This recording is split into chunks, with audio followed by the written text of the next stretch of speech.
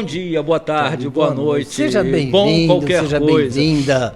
A gente estava vindo para cá hoje gravar e a gente fica sempre naquela assim, como é que a gente começa, né? Então a gente pensa, vamos começar que nem conversa de elevador.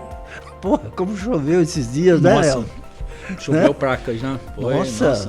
Mas a gente tem alguns assuntos, a gente escolheu um hoje. Tá aqui, tem 3 temas, mas hoje, dentro daquela nossa ideia de pesquisa vamos falar acessível. de pesquisa e vamos ajudar quem quer fazer pesquisa, a fazer uma pesquisa legal. E a gente reforça a ideia também de que tem dúvida, manda para cá, tá? E hoje a gente escolheu um tema que é bastante sensível, que é o tema de escala, não é?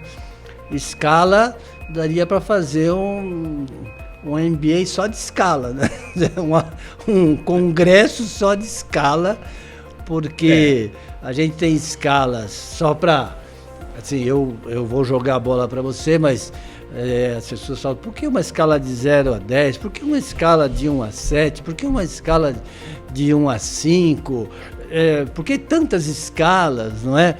E como que chegaram à conclusão de que essa escala é melhor ou que aquela escala é melhor? Como a gente poderia ajudar, Léo, as pessoas que estão aqui nos acompanhando a entender um pouco mais sobre esse assunto, para que serve, como fazer, sabe, o mundo da escala. Fala pra gente. Escala, como se alimenta, como se onde alimenta, vivem, como se reproduz a escala, Léo? Como se reproduzem, a escala, como se reproduz é muito... Vamos falar bom a gente isso. começar assim, separando as coisas. Primeiro, pensar em mensuração, né? O que é uma mensuração? É a gente atribuir números às coisas, tá? Então, a gente atribui números para mensurar. Então, a gente está querendo identificar algum fenômeno, querendo identificar respondentes de uma pesquisa que a gente está fazendo. A gente pode atribuir números a gênero, a gente atribui números à idade ou faixa etária, atribui números a renda, e etc, né? Isso por quê? Porque a gente quer mensurar. O outro é o de escalonamento. O escalonamento é o quê?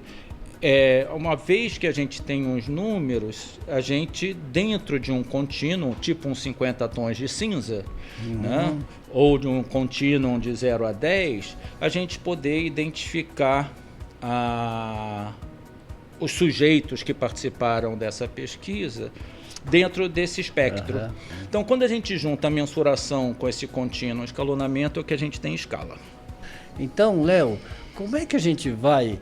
como é que a gente define essa construção de uma escala que vai assim de alta intenção a baixa intenção de compra de um determinado produto, de uma determinada marca? Então vamos lá, você tocou em três temas. Não, porque a gente só tem 15 minutos, né? Comportamento, atitude e intenção.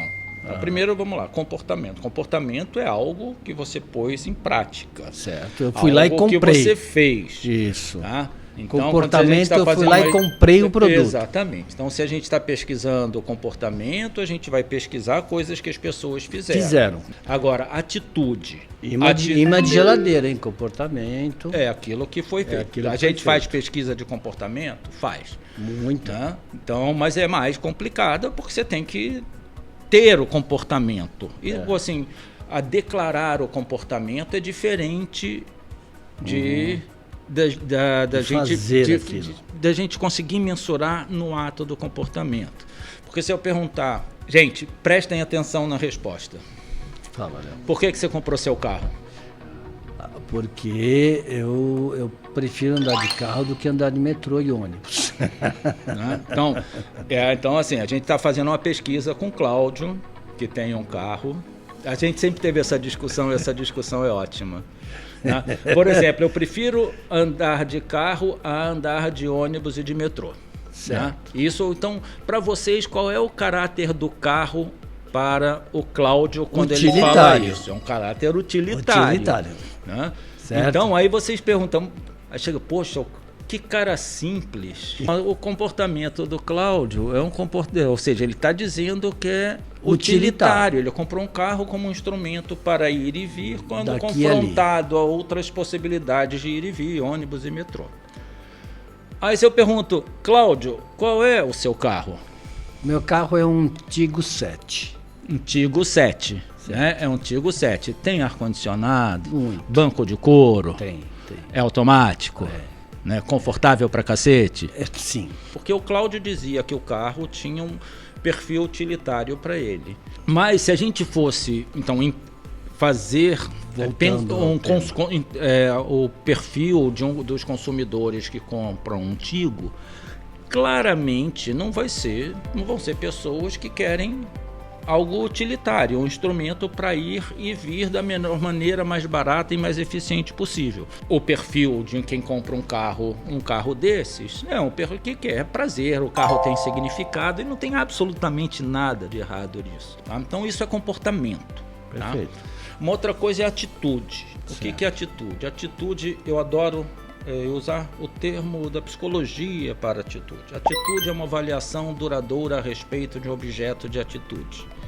E o que é um objeto de atitude? Absolutamente qualquer coisa. Uma caneta, um microfone, um copo, uns óculos, um aparelho celular, uma pessoa, uma ideia, um conceito, um livro, um local, uma cidade, uma marca, um produto, qualquer coisa. E essa atitude a gente mensura, essa avaliação é duradoura, como se fosse uma opinião a respeito disso, mas ela não é para sempre, né? Ela é duradoura, não quer dizer que seja imutável. Como é que a gente muda atitudes? Isso. Como é que a gente faz pessoas que têm atitudes de valência negativa ou neutra a respeito do nosso produto ou serviço podem desenvolver atitudes positivas a respeito disso?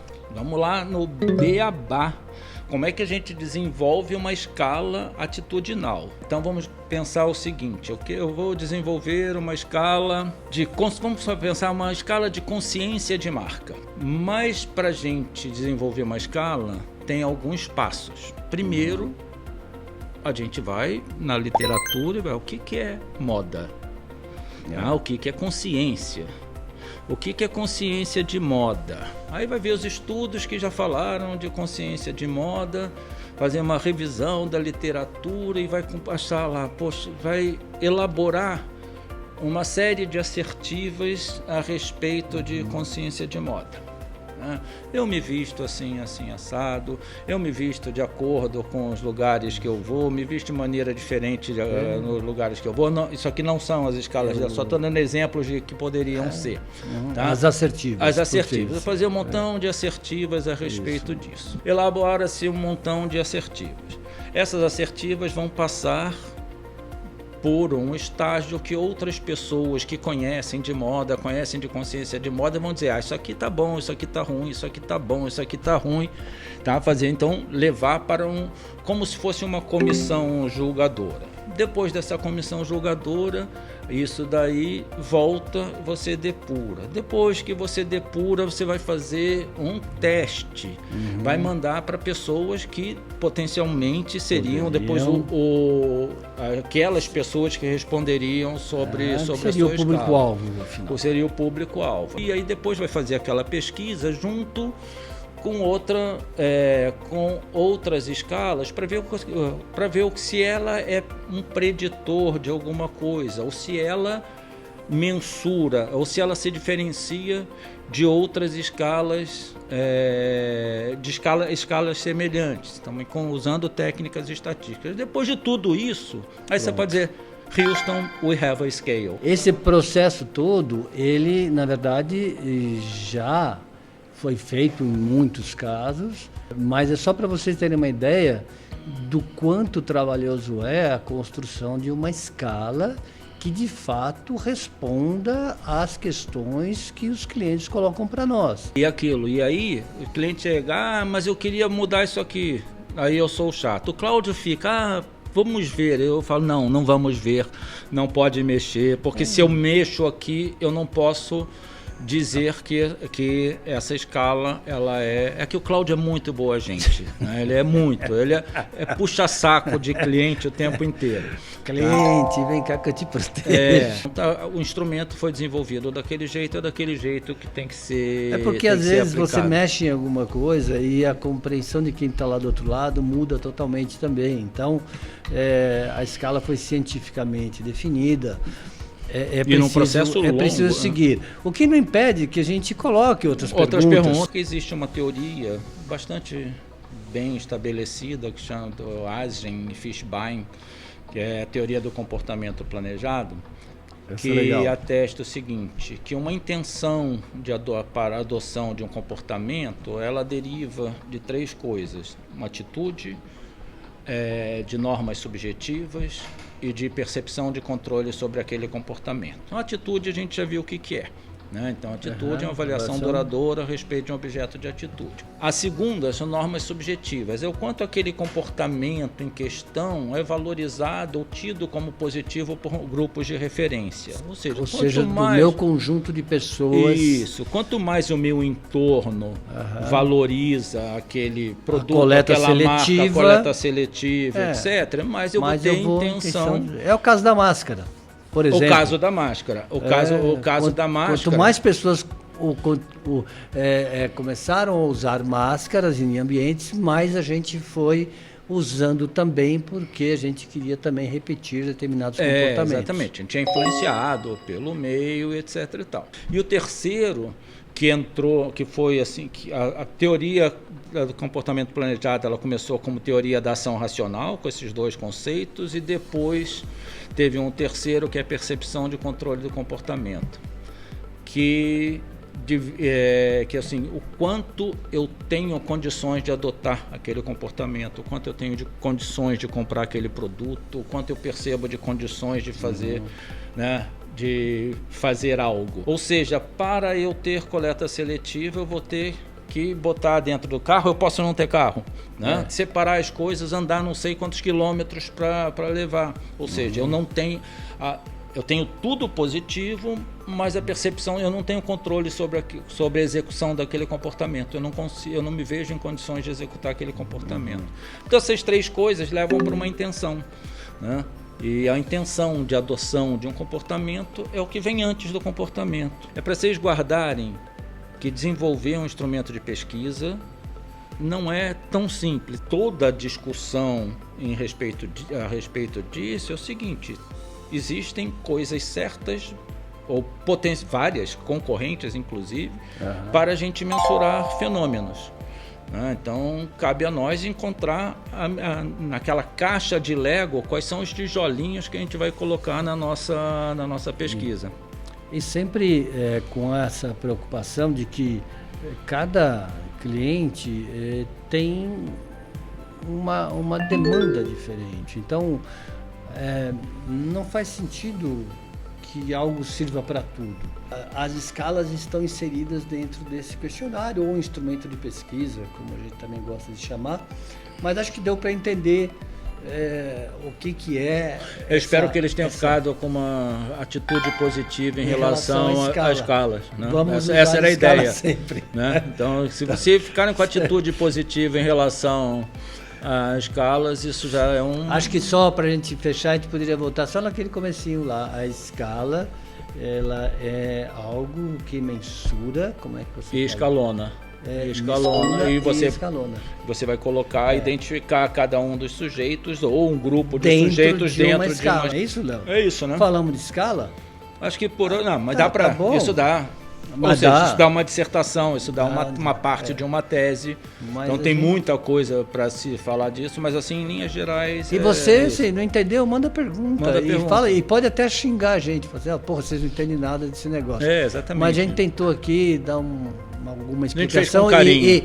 E foi com carinho. E para você colocar aqui uns ímãs de geladeira aí, né? O que é comportamento, o que é atitude, o que é intenção. Então acho que deu para ajudar, né? Deu para o gasto, né? E a gente, antes a gente encerrava assim: legal, pessoal, obrigado, até a próxima, tal. A gente achou que ficava chato, parecendo o nome na Parece, caneta. Aí nós combinamos com o diretor que a gente ia ficar conversando aqui, ele corta a hora que ele corta, quiser. depois ele corta se e vira, né? ele corta, Então, se vira e a gente já parte para... Eu já tô ficando com fome, Léo. Será que ele já cortou a gravação? Porra, também Eu já dei tchau, você deu tchau, pessoal? Não, mas você não falou que não ia dar tchau? Bom, então não... Então tá. Bom, então, se é por falta de tchau, tchau.